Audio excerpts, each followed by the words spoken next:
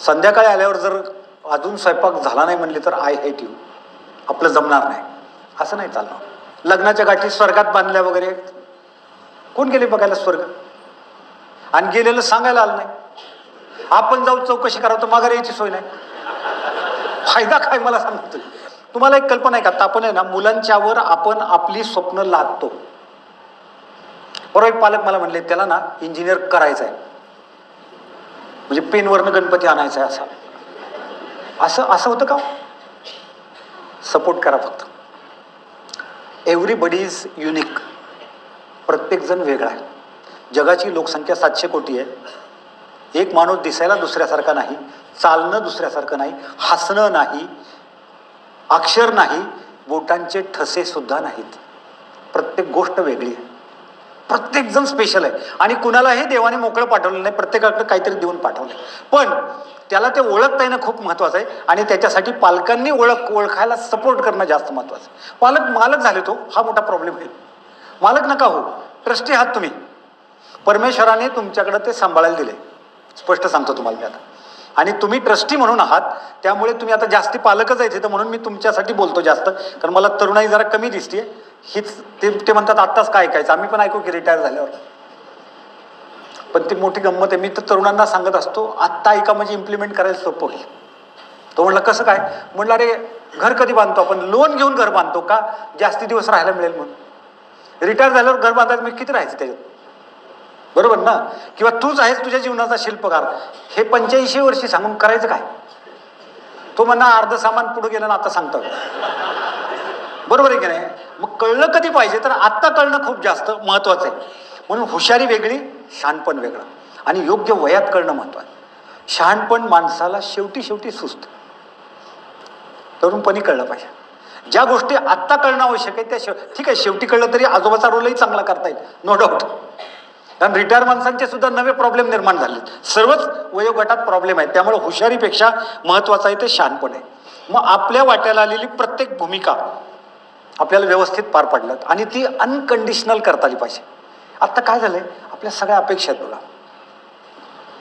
आणि अपेक्षांचा ताण आहे लोकांच्यावर. आता जे कार्डिओलॉजिस्ट आहेत, तुमच्यापैकी कोणी डॉक्टर असेल त्यांना माहीत असेल, तुम्ही विचारू शकता किंवा ओळखीचे डॉक्टरला विचारू.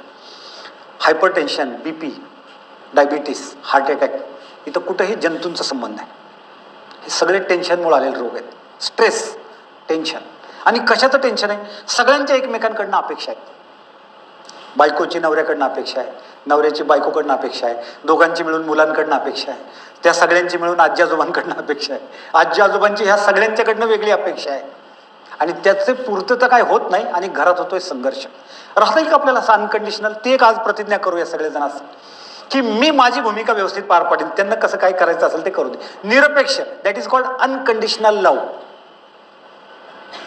9 वाजता जर मला नाश्ता तयार असेल, डबा तयार असेल, तर आय लव्ह यू. संध्याकाळी आल्यावर जर अजून स्वयंपाक झाला नाही म्हणले तर आय हेट यू, आपलं जमणार नाही, असं नाही चालणार. काय झालं होतं नक्की? संवाद आहे का घरांमध्ये? रेकॉर्डिंग झालं, तुम्हाला आश्चर्य वाटेल, एका कुटुंबात दिवसभरात किती बोलणं घडत असेल तुमचा अंदाज आहे? दिवस किती वेळात आहे? 12 तासांचा म्हणूया आपण. सगळं घरातल्या लोकांचं बोलणं काउंट केलं तर ते 8 मिनिटं भरते. घर आहे का ऑफिस आहे? ऑफिसात सुद्धा जास्त बोलतात, घरात बोलत नाही. मग हा जो संवाद आहे एकमेकांशी असलेला, अपेक्षांबद्दलचा सुद्धा. आता मध्यंतरी एक गृहस्थ श्रीमंत आहेत, पुण्यात मला भेटले. चौकशी केली, सर कुठे राहताय? तर म्हणले कोथरूडला राहतोय, पण एकटाच राहतोय. मग बाकी सगळे सिंहगड रोडला राहतात. म्हणले मुलांनी तिकडे फ्लॅट घेतलाय, त्याला पैसे पाहिजे होते फ्लॅटसाठी, माझ्याकडे पैसे पण होते, फक्त त्यांनी आईला सांगितलं की असं असं पप्पांना सांग पैसे पाहिजे, कमी पडतायत पैसे. मग म्हणलं तुम्ही काय म्हणला? मी म्हणलो त्यांनी मला मागायचे, तुला का मागितले? तू काय वकील आहे का त्याची? त्यांनी डायरेक्ट मला का म्हणत नाही? तो अरे म्हणू द्या ना, ॲक्सेप्ट करा की. सकारात्मक होण्यापेक्षा मला आता सांगा वाटायला लागले, स्वीकारात्मक व्हा. स्वीकारात्मक व्हा. आहे बाबा बुजरा आहे, त्याला वाटतंय, आईच्या थ्रू आला तरी ती काय आपलीच बायको आहे ना, सांगणार काय फरक काय पडतो? पण नाही. मग त्यांनी लोन घेतलं, सेपरेट राहायला गेला, जाताना म्हणलंच नाही पप्पा तुम्ही पण चला. पप्पा राहिले जागेवरच. आता पप्पांना नातूची आठवण येते. किती छोट्या गोष्टीत बघा तुम्ही. आता ह्याला आड काय येते? ह्याला आड येतोय अहंकार. पहिलं कोणी म्हणायचं, पहले आप करके इसमें नवाब की गाडी तो निकल जाएगी, पुरं जीवन निघून जाते असं. आता नवरा बायकोतला संवाद, पिता पुत्रातला संवाद, काय प्रॉब्लेम आहे? बरं भांडण मी म्हणतो झालंच कटकटी, काय बिघडलं? इथं बसलेल्या हॉलमध्ये कोण असते जोडी सांगा मला, एकटा आला असलं तरी सांगा, दोघं आले असले तरी सांगा, आजपर्यंत आम्ही कधीच भांडलो नाही असं कोण आहे? हात वर कराल का जरा, आपण वर बोलवून परत एकदा बुके देऊ. आहे कोणी असं? असूच शकत नाही, असूच शकत नाही. फक्त माझं म्हणणं एवढंच आहे, भांडणाला एक्सपायरी डेट ठेवा आणि ती सेम डे. 6 महिने बोलत नाहीत. मला एक सांगा, 22 ऑक्टोबर 2023 हा दिवस तुमच्या माझ्या जीवनात पुन्हा आहे का? कधीच नाही, कधीच नाही, पुढच्या जन्मात सुद्धा नाही, कारण 2023 पुन्हा नाहीच आहे. मग छोट्या कारणासाठी अख्खा दिवस खराब करायचा उपयोग काय? तर आणि गोष्टी किरकोळ असतात. तो दूध उतू गेलेलं असते, औषध एक्सपायर झालेलं असतं, काहीतरी विसरलेलं असतं, कंटाळा आल्यामुळे स्वयंपाक केलेला नसतो, वगैरे वगैरे.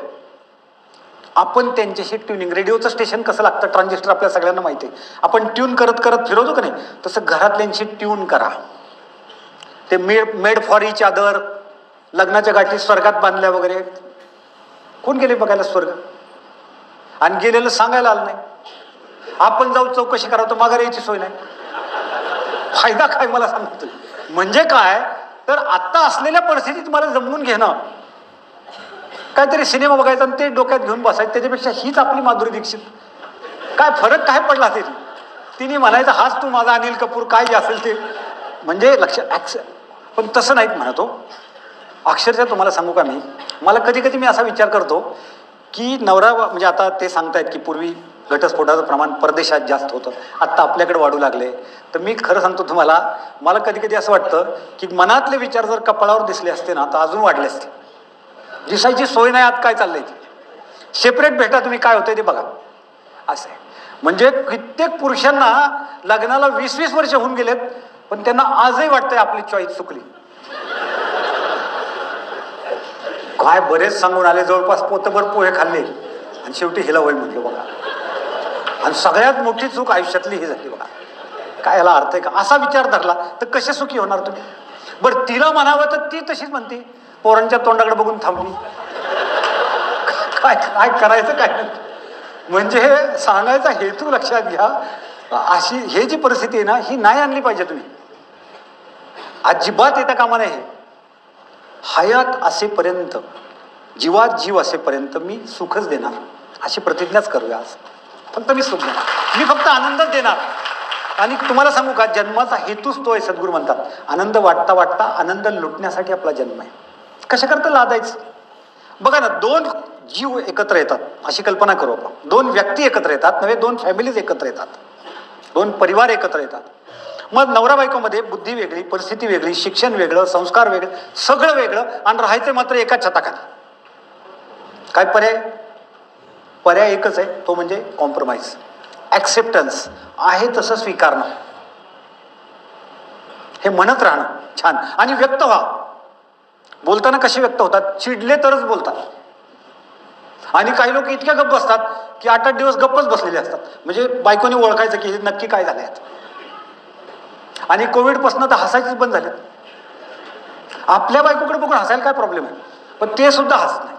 कपड्याला इस्त्री तशी चेहऱ्याला सुद्धा सगळ्यांनी इस्त्री करून ठेवली, अजिबात नाही. काही काही चेहरे बघितलं तर असं वाटतं हे हमासनी इस्रायलचं ह्यांनाच दिले मिटवायला. इतकं टेन्शन. तुम्हाला काय सांगायचंय राव, तुम्हाला बोलायला बरं वाटतंय, हसत राहा, आनंदी राहा. तुम्हाला हसला ना तुम्ही सतत, हार्ट अटॅक सुद्धा येणार नाही.